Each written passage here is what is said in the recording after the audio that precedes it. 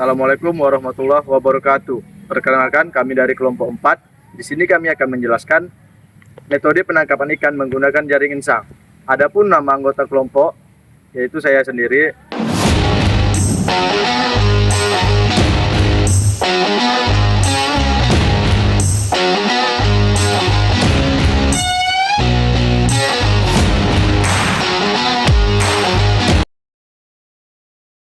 Jaring insang merupakan salah satu alat tangkap pasif yang berbentuk persegi panjang. Alat tangkap ini dirancang untuk menangkap ikan berdasarkan jenis dan ukurannya.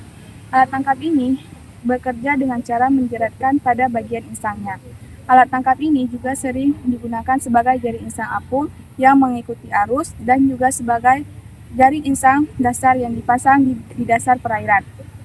Alat tangkap ini biasanya digunakan oleh nelayan skala kecil ataupun skala menengah.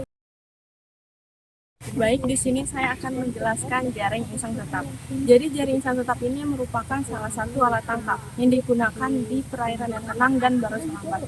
Untuk daerah penangkapan biasanya berada di perairan yang tenang dan memiliki kedalaman yang tidak terlalu dalam, seperti perairan pantai dan muara sungai.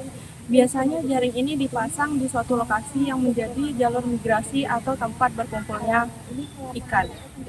Untuk pemilihan lokasi harus memperhatikan arus. Kalau arusnya terlalu kuat, dia tidak bisa akan dapat merusak jaring karena arusnya terlalu kuat. Dan harus memperhatikan musim ikan agar hasil tangkapannya optimal.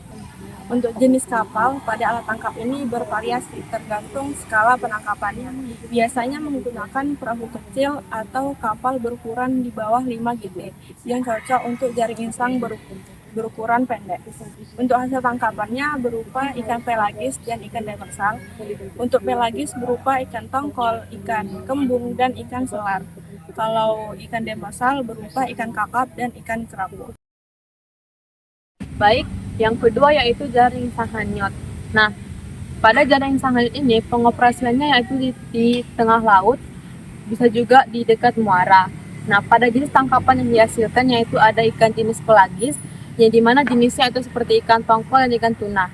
Pada di dasar laut itu ada jenis ikan kakap dan ikan kerapu. Untuk kapal yang digunakan ada kapal nelayan motor, yaitu dimana size-nya sekitar 5-20 meter. Untuk jaring yang digunakan ada besar dan ada jaring kecil. Kalau jaring kecil itu ukurannya sekitar 1,25 sampai 2 inci dan yang besar ada sekitar 6 sampai 8 inci.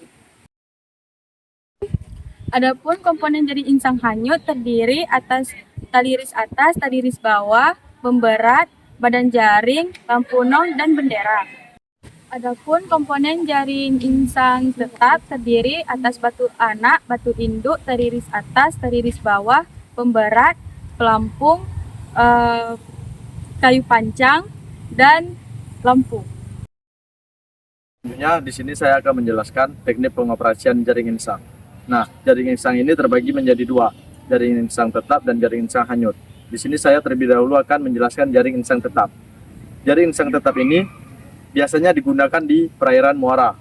Nah, di perairan muara sungai itu, dia terutama bagi nelayan-nelayan kecil, seperti bot yang di bawah 5 GT.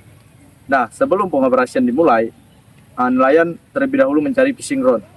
Fishing rod tersebut, nah kan karena dia di muara sungai kan terdapat mangrove dan juga dibutuhkan pancang. Pancang tadi untuk menancapkan tali selembar atas yang akan selanjutnya ditebar oleh nelayan.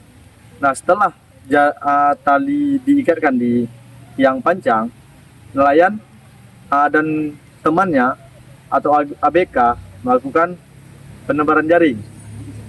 Yang satu melakukan pendayungan, yang satu lagi melakukan penebaran jaring. Itu melalui bagian pelampungnya saja. Maka itu otomatis akan terikut bagian pemberat. Setelah itu ada namanya pelampung induk yang besar. Itu sebagai penanda. Nah, biasanya ini digunakan dalam satu malam itu 2 kali karena dia tunggu selama 6 jam kurang lebih. Selanjutnya akan diangkat melalui pelampung induk tadi, diangkat berbarengan sama dua orang, yang satu mengangkat bagian pelampung dan yang satu mengangkat bagian pemberat, dan sampai habis seterusnya. Selanjutnya di sini saya akan membahaskan pengoperasian jaring insang hanyut. Jaring insang hanyut ini pengoperasian itu melalui mesin, menggunakan mesin. Mesin sambil berjalan dan nelayan juga sambil menebarkan jaring melalui bagian pelampungnya. Begitulah seterusnya. Dan karena ini jaring hanyut, ujung jaring itu diikatkan ke bot ataupun kapal. Dan yang ujung jaringnya satu lagi itu kalau siang hari diberikan penanda itu bendera yang warnanya mencorak. Dan kalau di malam hari itu seperti lampu no yang kedap-kedip. Nah, jaring insang ini jaring insang hanyut ini tidak ditunggu terlalu lama. 1 jam itu bisa diangkat. Dan pengangkatannya itu melalui bagian bendera ataupun lampu nong tadi.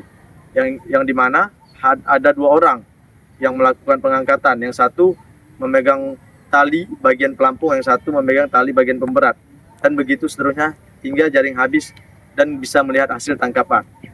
Sekian pemaparan materi dari kami, lebih dan kurang kami mohon maaf.